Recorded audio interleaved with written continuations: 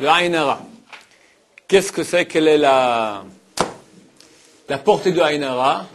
Et surtout, où est la justice de Aïn Hara? Parce que comment se fait-il que quelqu'un, tout va bien chez lui, quelqu'un passe, regarde, fait Aïn Hara, oh, le bel enfant, et après, oh, la belle voiture, oh, le beau tableau, d'accord? Et hop, tout d'un coup, l'enfant, il tombe par terre, il s'ouvre les lèvres, le tableau s'écrase par terre, la voiture, on le retrouve en... Qu'est-ce qui s'est passé? Le pauvre, c'est pas à cause des yeux du passant ou de la voisine que... Où est la justice? Bon, la réponse est très simple. Quand nous citons les 13 attributs de miséricorde de Dieu, il y a un des attributs de miséricorde qui s'appelle Erech Apaim. Erech Apaim, ça veut dire qui Erech, rallonge, Apaim, Af, c'est la colère. Il est patient. La colère, quelqu'un m'énerve, tout de suite je suis énervé, je veux tout de suite lui rendre ce qu'il m'a fait. Lui, il a le temps. Il attend, et pourquoi il attend? Pour que la personne fasse tchouva. Normalement, d'après la justice, quelqu'un a fait un péché, quelqu'un a fait une erreur, il doit écoper tout de suite. Dieu, il a une mida, un attribut, qui dit, non, je lui laisse le temps. Qu'est-ce qu'on y gagne? On y perd quelque part. Pourquoi? Parce que si effectivement, chaque fois qu'on faisait une bêtise, alors directement on avait une tuile qui nous tombait dessus, eh ben, je te garantis que peu de gens feraient des bêtises, parce qu'ils verraient la réaction directe. Donc quelque part, c'est pas bien. Mais c'est oui très bien. Pourquoi? Parce que ça nous laisse l'occasion de faire tchouva. Viendra le jour, avant Yom Kippour, à certaines tchouva, les jours de pénitence où on fait tchouva, et Dieu efface la faute avant que la faute vienne et exige son dû. Si c'est pas Yom Kippour, lorsque ça va pas, quelqu'un tout coup il a un problème dans la vie, qu'est-ce qui m'arrive, pourquoi, il fait tchouva, ou à la fin de la vie, avant la mort, les gens se réveillent, ils font tchouva. En tout cas, on lui a laissé beaucoup de temps avant de lui faire payer, j'aime pas ce mot, entre guillemets, réparer sa faute, ou dans l'amazé, dans ce monde-ci, ou l'amaba, dans le monde à venir. En parenthèse, mieux vaut toujours payer ici que là-bas. Parce qu'ici, la souffrance, elle est passagère et elle est mêlée à beaucoup de miséricorde. Alors que dans le Olam Haba, c'est le din complet, c'est la justice totale de Dieu. Donc nous, on a avantage à ce que Dieu, il rallonge, soit Er Hapaim, qu'il nous donne du crédit pour faire tchouva. Dans le ciel, il y a, j'ai marqué que c'est comme la cour d'une justice terrestre, comme ça la justice du ciel. On va dire peut-être le contraire. La justice terrestre est comme le modèle de la justice céleste. Qu'il y a dans une cour, tu as le juge, mais tu as la partie des avocats de la défense, des avocats de l'accusation. Dieu a créé le bien et le mal. Tu as une partie des anges qui sont les anges protecteurs, on va dire, d'Israël, de la personne, et tu as les péchés eux-mêmes. Les péchés, c'est quoi? C'est une réalité. Quand quelqu'un il fait ce qu'on appelle un péché, il prend une énergie qu'il a, une énergie divine, la vie, qu'il investit dans une chose qui est négative, qui ne fait pas du bien dans le monde, et crée une réalité négative. Il y a maintenant une réalité négative qui vit grâce à Dieu. On dit que Dieu est un melech alouv, un roi alouv, un roi honteux. Pourquoi honteux? Parce qu'il quelque part, il nourrit, il fait vivre ses ennemis. Il se laisse marcher dessus en quelque sorte. Quand tu vas maintenant, tu prends l'énergie de Dieu, tu prends ta vie, et tu fais vivre maintenant des êtres maléfiques, des réalités spirituelles de mal qui sont contre Dieu, quelque part, comme si Dieu maintenant il joue pour le camp ennemi. Comment Dieu donne la vie à toutes les ordures qu'il y a eu durant l'histoire? C'est Dieu qui leur donne la vie. On dit Melech Alouv. Bon, ça c'est aussi un des attributs de Dieu, que Dieu, il donne. Il donne, il est tellement Bal Rachamim, tellement miséricordieux, tellement bienveillant, qu'il donne la vie. Donc quelque part, il donne la vie aussi par notre biais, lorsque nous faisons un péché, c'est une déviation. Il y a le mot avon. Avon vient du mot aïvout, qui signifie tordu. Tu prends maintenant le flux qui aurait dû aller vers une chose bien et la faire vivre, le flux de Dieu, tu le fais dévier vers une chose qui n'existe pas, le mensonge, ce qui n'existe pas, et tu lui donnes réalité. Tu donnes réalité au mensonge, tu donnes réalité à tous les grands faiseurs de mensonges qu'il y a dans l'histoire, qui racontent tous les ismes, tous les communismes, socialisme, nazisme, d'accord, toutes ces bêtises-là, qui ont fait beaucoup de mal durant l'histoire, au nom du mensonge. Tu donnes réalité au mensonge.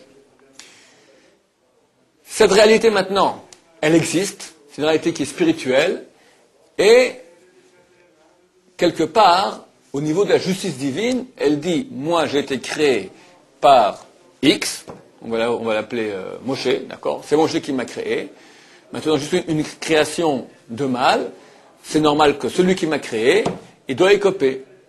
Cette réalité de mal peut disparaître de deux façons.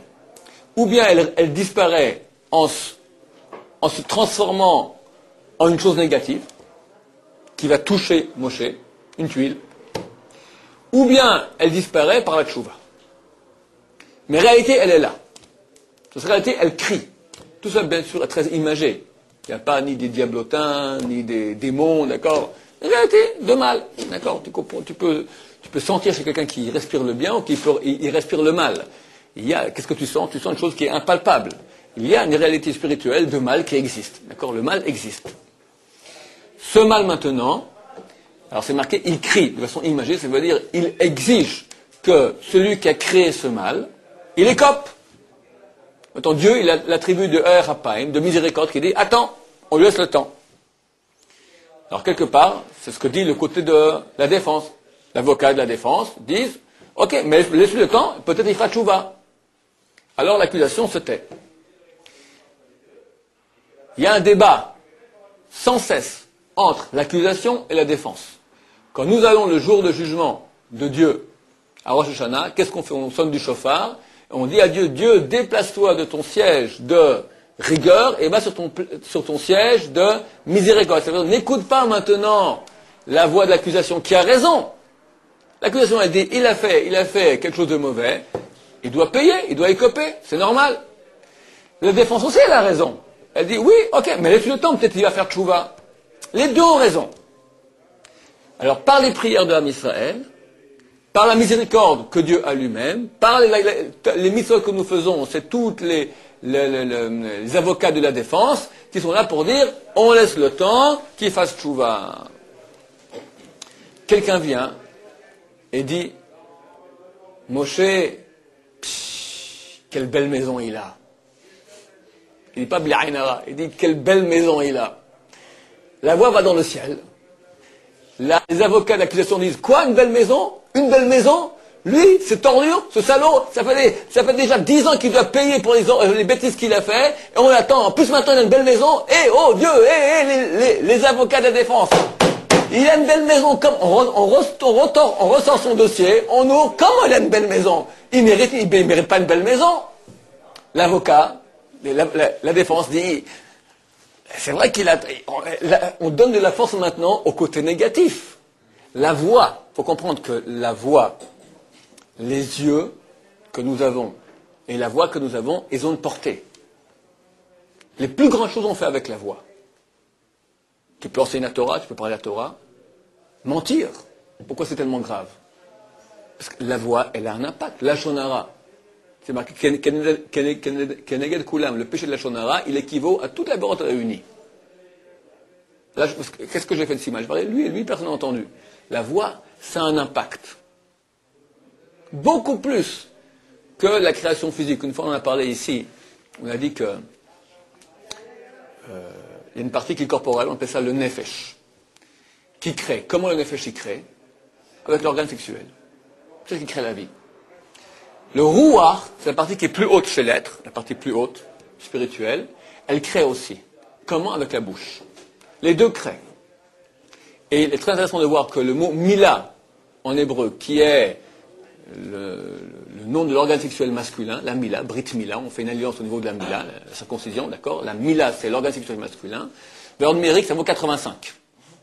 Et P, la bouche, vaut aussi 85. Parce que les deux créent. Et c'est marqué par exemple que lorsque quelqu'un quelqu'un, il enseigne la Torah, il parle à son chavruta, à son binôme, son partenaire d'études. Il parle maintenant, il enseigne la Torah. Et l'autre, il est en train de rêver. C'est marqué qu'il fait quelque part comme Zera Levatala. C'est comme si maintenant, il fait de la semence en vin. Parce qu'il crée la Torah, c'est une source de vie, qui est maintenant en train de planter, de donner des sources de vie, et ça va dans rien du tout. C'est comme Zera Levatala, comme ça dit Rabbeinu Hari. Au niveau du Ruach. Ruach, c'est l'esprit, c'est au niveau beaucoup plus haut. On a un corps avec la partie impulsive, la partie des instincts que nous ne palpons pas. Le corps, c'est le steak, mais une chose qui fait vivre le steak. Ça, on appelle le nefesh. Le ruach, c'est la partie qui est plus haute de l'être humain, qui fait qu'il peut parler. Maintenant, de même que le nefesh, il crée au niveau sexuel, l'homme, il va créer aussi au niveau de sa parole. Il y a une correspondance entre les deux. Donc, tout cela pour dire que la parole, elle a un impact extraordinaire, beaucoup plus que l'acte. L'acte, tu peux arriver à ce que avec la parole, tu peux tuer quelqu'un en Amérique. Avec ta parole. Mila, ça veut pas dire mot aussi. Mot aussi, très bien. Mila signifie mot. Ce sont des créatures. Tu crées ou en physique un être humain, ou tu crées des réalités métaphysiques avec la parole. C'est une réalité. Cette réalité métaphysique, elle a un impact. Quand quelqu'un dit « quelle belle maison il a moché », ça a un impact. Ça a un impact, c'est-à-dire qu'en haut dans le ciel, ça réveille le côté négatif de l'accusation qui dit « eh oh, Moshe, ça fait déjà 10 ans qu'on l'attend pour les bêtises qu'il a fait quand il était jeune, on l'a laissé crédit, tu comprends pas, ah, Moshe, allez, ramène maintenant, et boum, tach !» Alors, est-ce que c'est juste ou pas? C'est juste, parce que le crédit était injuste. Normalement, il aurait dû payer tout de suite. On lui a fait un crédit. Maintenant, quand on va, et même sans la parole, avec le regard, c'est la force du regard. Le regard. Tu as un regard jaloux et envieux. Ça réveille l'accusation. Ça réveille l'accusation, ça a un impact. Ça a un impact. Mais l'accusation, elle savait déjà. Le fait qu'on parle, alors ça déclenche. Absolument. Bien que l'accusation, elle sait très bien, mais quand tu vas et que tu regardes ou que tu dis, ça fait ressortir le dossier. C'est comme si le type, il est calmé. Maintenant, je sais pas, toi, il y a quelqu'un que tu aimes pas. Tu lui en veux. Bon, mais tu vis ta vie. Quand on te dit, ce type-là à qui tu en veux, il a gagné à la loterie. Ah, ça t'énerve, d'accord? Idem là-haut, exactement la même chose là-haut. Là-haut, les forces accusatrices qui veulent notre mort. Notre mort. Comment on répare ça? Il y a... Parce qu'on est en train de causer du tort à quelqu'un, maintenant on est conscient, comment on répare? On a trop tard. Ah, c'est terrible, c'est terrible. On a eu la pensée. La Gemara a dit, Rava a dit, que dans le cimetière, il y a 1 sur 1000 qui n'est pas mort de Ainara. C'est terrible. Parce que c'est pas une chose si c'est une chose qui est injuste, alors Dieu il met son droit de veto, mais c'est pas injuste, c'est juste, parce que c'est en fait que faire retomber plus vite les péchés, les conséquences des péchés qu'on a fait sur nous. C'est pas quand on te fait tomber un truc que tu méritais pas. Tu le mérites parce qu'il y a eu un crédit, et ce crédit a été annulé. Maintenant, comment réparer? Celui qui fait, il doit s'habituer à avoir un regard bienveillant sur l'autre. Pas regarder, pas parler. Et nous, qu'est-ce qu'on doit faire? Si quelqu'un envoie, alors qu'est-ce qu'on doit faire nous pour nous protéger de Haïnara? D'abord, pas rentrer en état de panique. Pas rentrer dans des... État de panique. Plus on est paniqué par le Haïnara, plus le Haïnara, il a une emprise sur nous.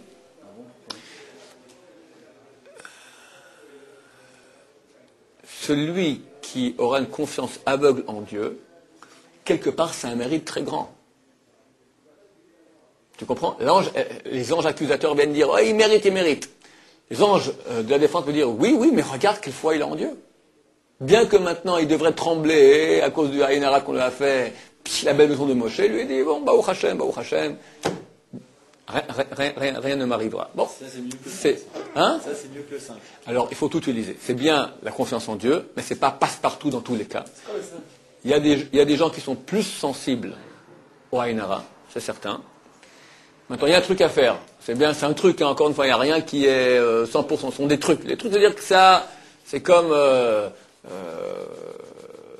sais pas moi maintenant, il y a une grippe qui se balade dans le monde. Ok, tu fais une piqûre de renforcement, tu fais une piqûre de vitamine. C'est pas tous les coups que tu n'auras pas la grippe, ça renforce. Il n'y a pas de combine qui est passe-partout, blindé, imperméable. C'est bien de prendre les pouces comme ça, tac, tac, et de dire Anna, Zara de Yosef Katina de Doshalta Ben Abisha, son araméen. Je veux dire ça en français. Moi, je viens de la descendance de Joseph, sur qui le Aïn Hara, l'œil mauvais, n'a pas d'emprise. Yosef, vu qu'il protégeait ses yeux de façon extraordinaire, Yosef c'était un très très bel homme, et toutes les femmes d'Égypte le regardaient et lui regardaient pas. Vu qu'il a protégé ses yeux de façon tellement solide, alors lui, c'est dit dans sa bracha, Ben Porat Aleain, Ben Porat Yosef, Ben Porat Aleain, Ben Porat Yosef, Ben Porat Yosef, Ben Porat Aleain, que Yosef, il est Aleain, il est au-dessus des yeux, au-dessus de l'emprise négative des yeux. Attends, c'est qui l'emprise négative des yeux? C'est Esav qui voit les lentilles, qui me dit, donne-moi de ce rouge, car je suis fatigué. Pourquoi il ne dit pas donne-moi des lentilles? Appelle la chose par son nom. Esav fait attention au look. Esav, c'est le prototype de l'Occident qui fait attention au look. Ce qui est important, c'est le look, la partie superficielle. Le nom, c'est l'essentiel, la finalité, pourquoi tu existes. Nous, en Occident, ce que je vois, je crois. La finalité, peu importe. Le look, les yeux. Rachid explique sur place. Maintenant, Esav, quand il va rencontrer Yaakov qui revient de Galout, alors c'est marqué que sa femme de Yaakov, Rachel, c'est très très belle. Alors, Yaakov a mis Yosef devant Rachel, pour que Esav ne regarde pas avec ses yeux. C'est marqué que Esav, il a levé les yeux, il a vu les femmes. Hein? Qu'est-ce qu'on lève les yeux pour regarder quoi? Les femmes. C'est ce qu'il fait Esav, il veut regarder les femmes. Alors, Yaakov a placé Yosef devant Rachel, parce que Yosef, il a la faculté justement d'arrêter l'impact négatif des yeux de Esav. D'ailleurs, Esav vient de 400 hommes, Gématria, valeur numérique, Ain, Ra, mauvais œil. D'accord? Le mauvais œil, ça provient de la jalousie. Ça provient du côté extérieur. La jalousie provient que je ne regarde pas maintenant mon intériorité à moi, mon job que j'ai fait dans ma vie, c'est moi avec Dieu. Et peu importe l'autre, il est mieux ou il est pas, ou il est moins bien, ça n'a rien à faire avec moi. Moi, j'ai mon job avec Dieu. J'ai mon truc, j'ai ma mission sur terre. Que l'autre soit plus haut ou plus bas, ça n'influe en rien. Ça n'influe en rien. Ça, c'est être intérieur.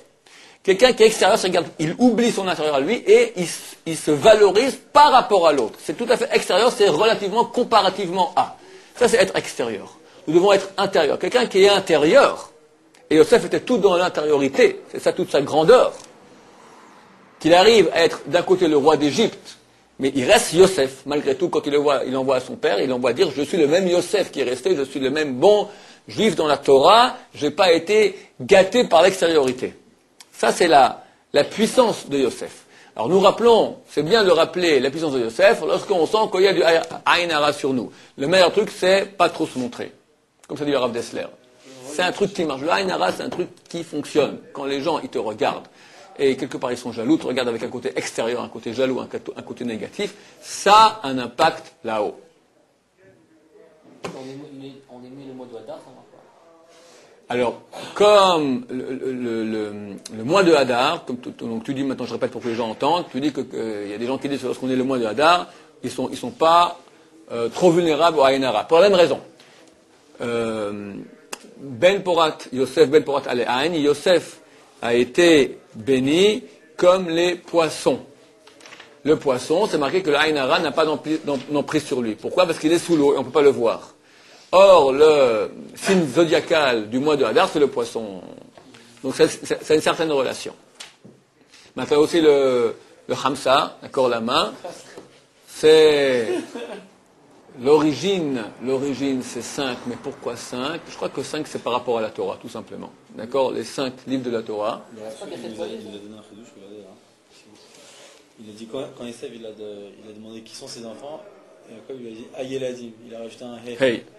Bon, ici un chidouche qu'on nous dit qui est très beau, que lorsque Esav vient et voit les enfants de Jacob, il dit c'est quoi tout ce monde-là que je vois? Alors répond Jacob, il dit Hayeladim, Asher Chana Elokim et Abdecha, les enfants que Dieu a donnés à ton serviteur. En parlant lui-même, il dit ton serviteur, mais il dit les enfants, il dit Hayeladim, c'est 5. D'accord? 5. 5. Pourquoi le 5 qui protège le Ainara? À mon humble avis, je pense que le 5, c'est la Torah. D'accord? Les 5 livres de la Torah. Et la main, c'est quoi? Même chose, 5. La main, c'est 5. Ça peut être quoi, non? C'est pas 40. Non. Quoi, Pas que je Torah, sache. ça protège du Ainara, pourquoi? Parce que la Torah, ça donne des mérites et donc ça nous protège contre les... La Torah, si quelqu'un il est entier avec Dieu, alors il est moins... Encore une fois, quand je suis extérieur, j'ai peur des autres, je suis en relation avec les autres, je deviens plus vulnérable. Quand je suis droit avec Dieu, quand je suis dans mon intériorité, dans ma relation personnelle avec Dieu, indépendamment des autres, alors d'abord je dérange moins les autres. Tu provoques moins la jalousie. Quand tu es en état de concurrence, alors tu provoques la concurrence. Quand tu n'es pas en état de concurrence, d'abord les gens t'aiment beaucoup, parce que tu n'es pas en concurrence avec eux, tu es humble, tu n'en veux pas aux autres. Au contraire, tu aimes les gens et tu es aimé par les gens. Quand quelqu'un il développe sa richesse intérieure, il est moins dans la relation extérieure avec les autres. Quand je dis extérieure, ça veut dire fausse. Ça veut dire en relativité. Or, je ne vis pas en relativité des autres. Je vis en relation avec Dieu. Juste qu'il y a un juste dedans, là, c'est que. Les pensées, c'est pas. Donc, tu poses la question, je répète ta question pour que les gens entendent. Ta question, elle est, tu veux bien comprendre que tu viens de donner un coup à quelqu'un, donc tu lui as fait du mal, donc c'est normal qu'il y a un dégât qui a été fait. Mais si maintenant c'est en pensée ou c'est en regard, pourquoi? Je te réponds non. Pourquoi Dieu les utilise tous? Ta parole, si on ta est pas pensée et ton regard ont un impact. Si on n'est pas d'accord, pourquoi on nous utilise? Par exemple, lui, Toi, maintenant, tu as eu une pensée de jalousie, d'envie ils ont ouvert son dossier. sur quelqu'un. C'est une chose qui est négative. Tu n'as pas le droit de le faire. C'est interdit d'après la Torah. Après, il a dit qu'on devra donner, on arrivera là maintenant, on devra donner un compte rendu sur le haïra qu'on a fait. C'est quoi les conséquences? Ils ont ouvert son dossier, Oui. la voiture elle a été brûlée. Oui. Pourquoi ils m'ont utilisé à moi? Je n'ai pas compris. Si maintenant toi tu viens, tu donnes une gifle à quelqu'un. Bah, là je comprends. Alors attends. Qu'est-ce qui s'est passé? Est-ce qu'il se peut que lui a subi une gifle sans que Dieu ait voulu? Non, mais moi j'ai aussi participé. Mais là, tu as participé aussi. Mais c'est pas vraiment la même chose. C'est ça. Toi, tu dis maintenant, quand je donne une gifle, c'est moi qui fais. Quand j'ai une pensée, c'est pas moi qui fais, c'est moi. C'est faux. La pensée, le regard et la voix ont plus d'impact que la gifle. Beaucoup plus. Beaucoup plus. C'est quoi une main? C'est rien. Un morceau de steak qui touche un morceau de steak. On ne peut pas contrôler. Je veux bien qu'on se contrôle. Qu'on fasse pas ressortir. Mais Ok, faire à attention. l'intérieur, on peut pas. Il faut faire attention. Pas trop regarder. Ne regarde pas. Et on peut faire un ténat et que tout ce qu'on porte. Fais un teint, ça peut aider, mais tu comprends que c'est un truc. Tous les caméras des kabbalistes qui donnent contre les yeux, tous les trucs qui se dans le marché, c'est protecteur, C'est mieux que rien. Moi, on m'a dit qu'on mettait un fil rouge autour de la tombe de Rachel et qu'on faisait des prières dessus, on le coupait puis on le mettait sur le bras. Sgoula, regarde. Il y a beaucoup de ce qu'on appelle des sgoulottes. Sgoulottes, ce sont des combines qui peuvent aider. Il ne faut pas devenir fou. C'est bien, mais c'est pas plus que bien. Je ne vais même pas dire le mot bien, d'accord? Ça peut aider, éventuellement. Il ne faut pas devenir fou parce que tu as des livres comme ça de sgoulottes, de trucs à faire, de combines. C'est passer à côté de l'essentiel. L'essentiel, c'est ma relation avec Dieu. C'est ça qu'il faut construire. Avec la prière, avec les mitzvot, avec l'amour de Dieu. Ça, tu investis dans les choses qui sont vraiment très solides. C'est pas logique. Quelqu'un il a pris un petit fil rouge, à cause de cela, il est sauvé. Tu comprends? C'est facile. Mets le petit fil rouge, voilà, tu vas au Lamaba. Comme avant Kippour, les gens ils prennent le poulet, ils font 3 petits tours, voilà, ou bien ils font tachir à Rosh Hashanah, ils sont secouer les péchés dans l'eau. Gamin, nous on est propre. T'as fait tchouva. Il y a l'essentiel, il y a l'accessoire. Alors, je dis pas de ne pas faire l'accessoire, c'est bien, c'est folklorique, c'est bien, sympathique, ça aide. Ok, très bien. Ça aussi peut être aussi un petit impact. Mais c'est accessoire par rapport aux choses essentielles. Oui. Si on voit qu'on te ramène dans nos cellules pour toujours, et que D'accord. vous allez payer l'addition. Alors, tu parles maintenant d'un autre sujet, je répète ta question. Tu dis, quelqu'un a vu des images interdites. On parle d'images vraiment interdites.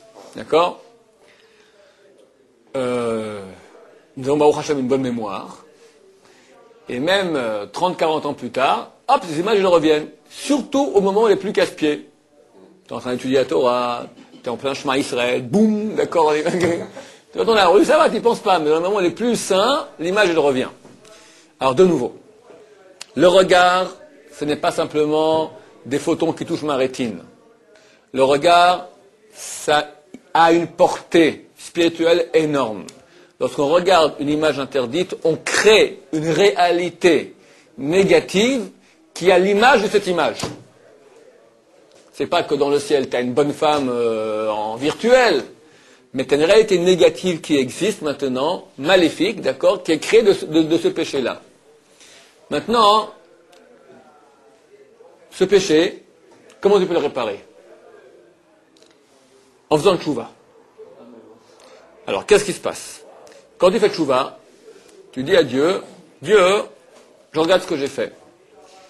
Maintenant, pour que ta tchouva soit vraiment totale, il faut que tu aies une épreuve de même type que tu arrives à réparer. L'épreuve, elle est que cette image revient dans ta tête et tu l'éloignes. Donc vous me direz, mais j'ai fait ça déjà 40 000 fois pour la même image, elle est tenace.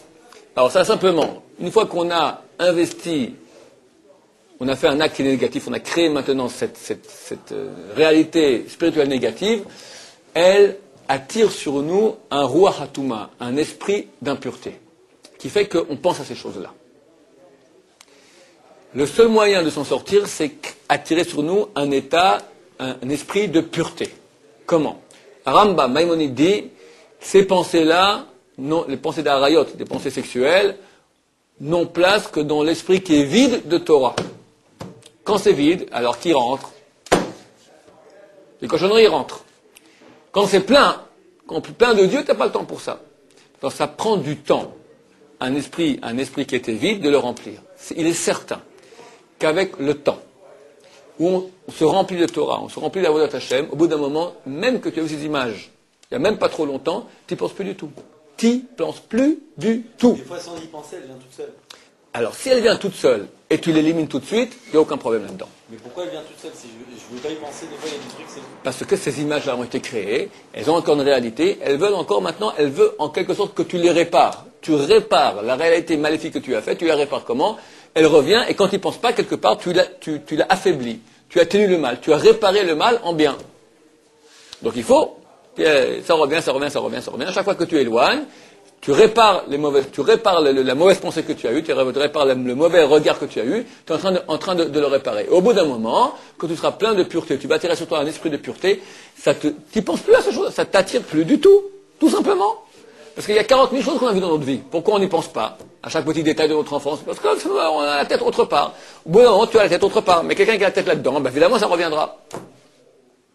Donc, ce qu'il faut, c'est éloigner l'esprit d'impureté qui a été attiré par toute cette collection de créations malfaisantes spirituelles qui existent et attirer sur soi un esprit de pureté. Comment? Torah, mitzvot, prière. Et tchouva. Quand on fait tchouva, on regrette, alors on enlève cet esprit d'impureté. Ça reviendra, bien sûr, parce que le Tsara est là pour nous faire rechuter. Il y a toujours le combat. Mais tu es du bon camp. Quand tu as réussi à enlever... Sinon, qu'est-ce qui se passe quand tu vis dans l'état d'impureté? Tu as l'esprit d'impureté qui est sur toi. Tu n'es pas attiré par la pureté. La prière, ça te casse les pieds. La Torah, ouvrir la Gemara, c'est impossible. Tu ouvres la Gemara, d'après 5 minutes, tu es en train de dormir, tu penses à autre chose, tu n'arrives pas à te mettre dedans. Tout ce qui est dans la Kedusha te repulse. Et tout ce qui est au contraire dans l'impureté de la Touma t'attire énormément. Ça prouve que tu es entouré d'un esprit d'impureté. Cet esprit d'impureté, il peut partir facilement en faisant le tchouva. Tchouva, ça veut dire vraiment, je reconnais que je fais des péchés, je regrette, je prends ce mois d'arrêter. Une décision totale, solide, ça attire sur toi un esprit de pureté tellement grand, Abenouna dit qu'on t'amène une force sur toi qui te permet de dégager de façon surnaturelle. Quelqu'un m'a envoyé sur Internet dernièrement une question. Comment est-ce que quelqu'un peut se retenir des envies sexuelles? Je vois des gens, des tzadikim, qui tiennent, mais c'est complètement impossible. Je répondu, c'est vrai, c'est impossible naturellement. On est surnaturel. Dieu aide la personne qui fait tchouva de façon surnaturelle. Et, Baruch Hashem, les témoins n'en manquent pas. C'est du surnaturel. J'ai eu des élèves ici qui m'ont dit, je ne sais pas comment je fais. Après quelques mois, des gens qui étaient très axés sur la chose, d'accord, il tient 1 mois, 2 mois, 6 mois, 1 an, 2 ans, 3 ans. C'est du surnaturel. Comment il fait? Dieu, figure-toi, est surnaturel. Il y a la nature et il y a Dieu. Et Dieu t'influe un flux surnaturel dans toi qui te rend un ange. Baruch Hashem. Et ça marche, messieurs. Ça marche. Évidemment, si tu alimentes, comme c'est le cas en France, toute ta journée avec des regards interdits, tu retombes très vite dans ta condition naturelle animale. C'est une allusion à la force de l'œil dans le mot Aïn. On dit Aïn, c'est aussi Aïn. patriote pour dire à la force de l'œil. Ouais, les yeux ont un impact très très grand. Ils sont très proches du cerveau. Les images que nous voyons, elles ont un impact dans l'âme très très grand. Aïn, la valeur numérique du mot Aïn, si je prends Aïn, c'est 70. Yud, ça fait 80. Nun, ça fait 50. Ça fait en tout 130. 130, c'est 5 fois le nom de Dieu. Le nom de Dieu, c'est 26. 5 fois 26. Pour un œil. Pour l'autre niveau 5 fois 26, ça fait en tout 260 pour les deux yeux. Ça fait 10 fois le nom de Dieu. Qu'on touche il y a 10 sphères, d'accord? Tu touches tout le monument de la sainteté est touché par les yeux. C'est pour cela qu'aujourd'hui, nous sommes proches de l'époque messianique, le Tzarara, il attaque spécialement là, parce que c'est le point direct. Et ceux qui, dans cette époque-là, tiennent bien leurs yeux, ce sont des gens chéris de Dieu. C'est marqué, la Gemara a dit que celui qui retient ses pensées, on appelle ça le cœur, d'accord, et ses yeux, Dieu dit, lui, il est à moi. Alors, si c'est si important les yeux, pourquoi dans le schéma on dit d'abord le cœur et après les yeux? Je crois que le cœur il est plus important.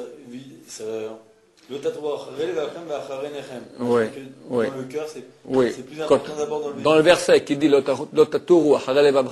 vous n'irez pas, vous ne dévirez pas après votre cœur et après vos yeux. Quand on parle de dévirer après le cœur, c'est pour se poser des questions hérétiques. Est-ce que vraiment Dieu existe? Est-ce que c'est pas de la foutaise tout ça? C'est quand même plus dangereux que de regarder une femme. Donc c'est pour ça, ça aura la priorité. Vous avez dit tout à l'heure que pour protéger ça, est-ce qu'on ne peut pas donner des cours à la maison? Est-ce qu'on ne peut pas inviter des invités pour pas avoir... Je n'ai pas de solution à te donner. Ta question, je répète à haute voix, quelqu'un maintenant, pour éviter le Haïnara, il ne doit pas trop se montrer. Alors est-ce qu'il doit maintenant se cadenasser à la maison? Il a vu plus personne, il ne peut pas faire de cours chez soi à la maison. C'est pas de péché. Je n'ai pas de réponse à te donner. Je peux raconter une histoire authentique. Le rabbin Sanaba Shaoul, qui était le super top rabbin de la génération passée. Lui, le Rav Shach, le Hamovad, c'était les 3-4 plus grands rabbins de la génération. J'étais présent quand il a raconté qu'ils ont acheté un nouveau frigo.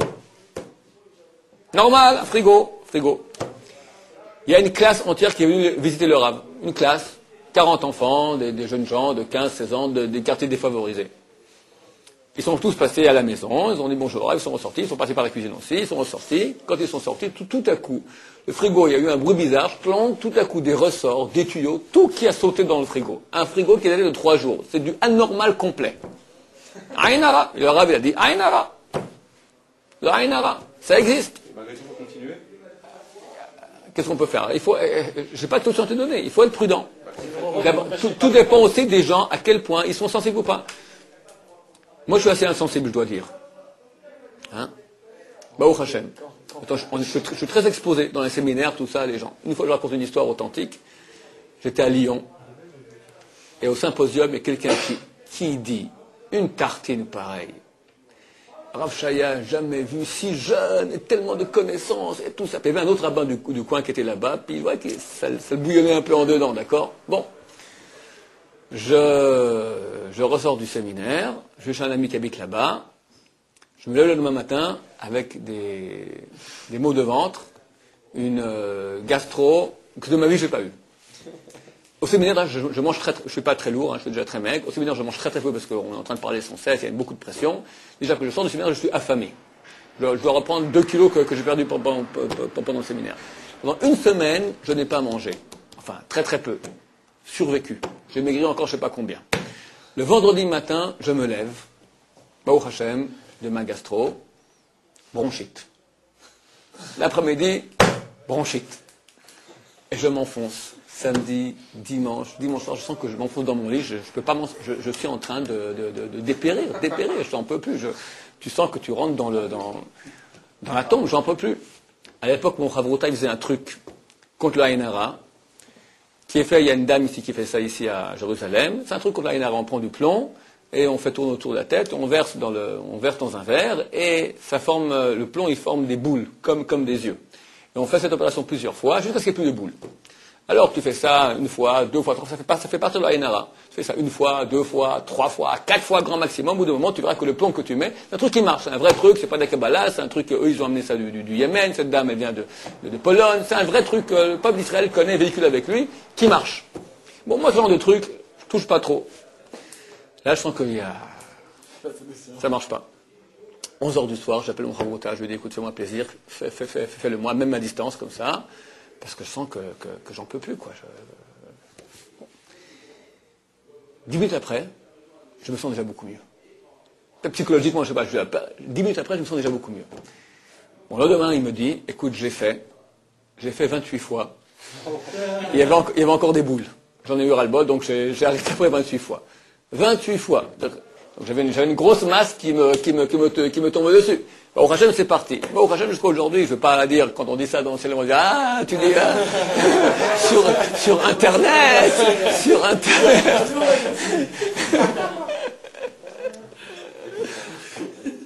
Que Dieu nous protège d'Aïnara. Voilà. Enfin, voilà. Amen, Kénérat.